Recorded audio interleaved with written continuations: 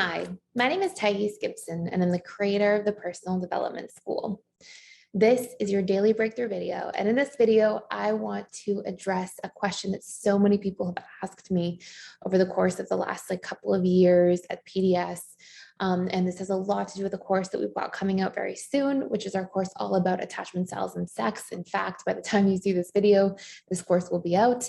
And this is a very important topic to so many people. And so many people have all these different questions about how different attachment styles affect our relationship to sex overall. So I'm going to do a little mini series here, not so much about transformation and change and the tools, but really about just education and knowledge and awareness in terms of some of the different attachment style patterns.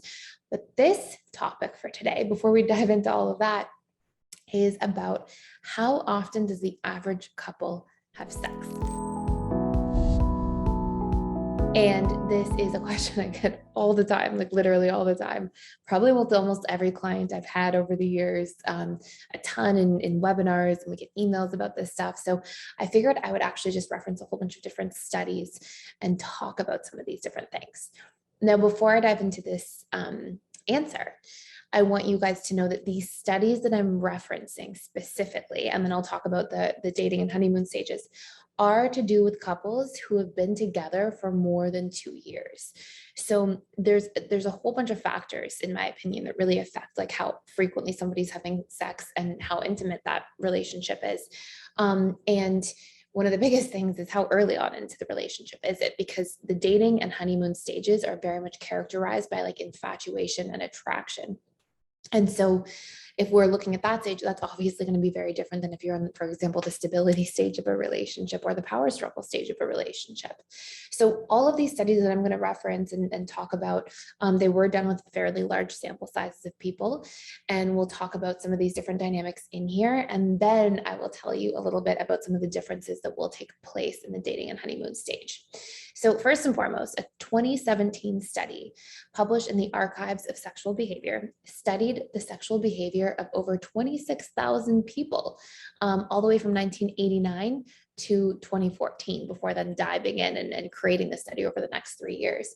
And it found that the average adult, again, in a relationship for more than 2+ years, on average has sex about 54 times a year, which really amounts to about, once a week, give or take, and also reported feeling satisfied with that amount of intimacy in their relationship.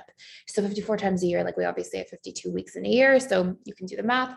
And according to a study done at the University of Chicago, it was reported that once per week is just right, according to what's desired for sexual happiness. And again, this is based on reports of satisfaction in relationships. Now, keep in mind, as I'm saying this stuff, this is going to be a different experience for people. If you've been dating and you're just starting to have sex with each other, obviously age plays a category as well, or plays a role as well in the different categories of how this affects us, as well as many different features. So it's not, this is not one size fits all, but it's just interesting to see some of these different dynamics. According to Dr. David Strank, not sure how to say his name exactly, through a study conducted with more than 20,000 couples, so separate from that 26,000 participant study, he found that only about 26% of couples are hitting the once a week mark, with the majority of people actually saying that they have sex about twice a month or less, and reporting less satisfaction in their relationships accordingly. But then we have another study from the University of Chicago Press from about a decade ago, give or take, and it said that married couples are having sex about 7 times a month, which is a little less than twice a week. So it sounds like there's sort of a range of different dynamics here. And again, so many things will affect sex and relationships, and we're going to talk a lot about what those things are. And then our last study here, it was reported with 16,000 adults interviewed. The older participants were having sex about 2 to 3 times per month maximum, while younger participants were having sex about once a week. And if you can hear my dog drinking water, he's hanging out in the background here with me. So obviously these things change according to age, length of time of relationship, phase of relationship that you're in, I think has a huge role. Like, are you in the dating or honeymoon stage, or have you gotten past your relationship being mostly based on attraction and infatuation and developed sort of deeper bonds in your relationship, where that's still a component of the relationship, but not so much what the relationship is based on. And one of the things you'll see when we talk about intimacy in general is in the dating and honeymoon stages, there's a lot more like sexual intimacy in relationships.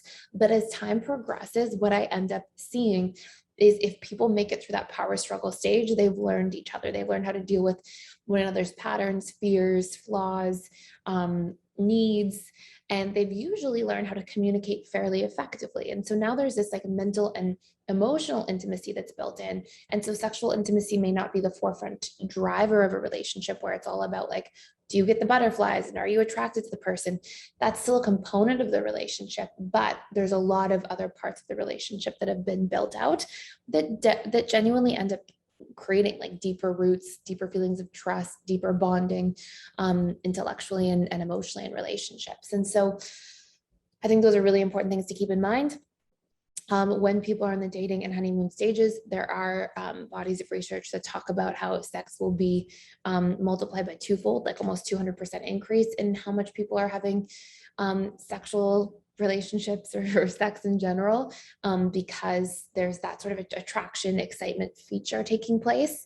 But when we're talking about the 2-year mark, one of the things that's really interesting to me when we referenced all these different studies in here is that the 2-year mark is post honeymoon stage, right? So it's like, as a general rule, people are getting out of that honeymoon stage. They're now in the power struggle, stability, commitment, or bliss stages. And that's really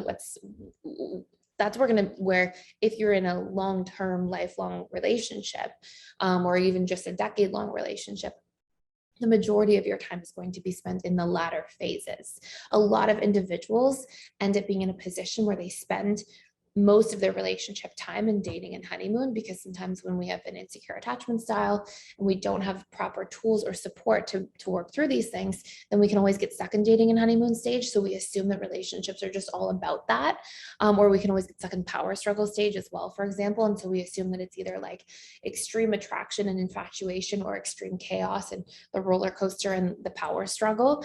But relationships are so much more than that if we move beyond that stage. And so I thought these were hopefully some really helpful studies. I know that people have totally different assumptions about sex and relationships in general. I know some people are like, no, once you've been married for a long time, you're hardly having sex. It's normal to have sex once every 3 months. And that's not the case at all. Or some people are like, oh no, you're supposed to be having sex on a daily basis in a relationship. And so just keep in mind, like, our perspectives, this is not me either saying like, this is how often you should have sex. This is me answering like this burning question that so many people seem to have and constantly ask, which is like, what's average? What's normal? And what do people report being happy about and good with? And I think that from a large perspective, this at least sort of gives us a bar to understand like where we are in either extreme and what we want to bring into like balance or harmony, and just to really notice some of what our expectations are. And at the end of the day, nobody can tell you what's right or wrong. It's you tuning into what feels right for you and what makes you feel comfortable, and then being able to communicate that and move the needle in that direction of a relationship. So hopefully this all makes a lot of sense. If you want to check out our attachment styles and sex course, it's going to be literally all about the different attachment styles, some of their different patterns, why these things happen, how to reprogram these patterns in different ways, how to heal our relationship to sex if we've got blocks or fears or wounds or feelings of inadequacy, or expectations or pressure, if we're struggling with boundaries or communication, a lot of tools and resources to help you navigate all of that. So I hope this video helped. You can check out that course by the link in the description box below, or you can check out our 7-day free trial, which gives you access to that course along with a free trial to every other course for 7 days. We only offer this here on YouTube, and it may not last forever. So check it out if you'd like. And thank you so much for watching and for being here. Please like, share, and subscribe if you haven't already, and I will see you in the next video.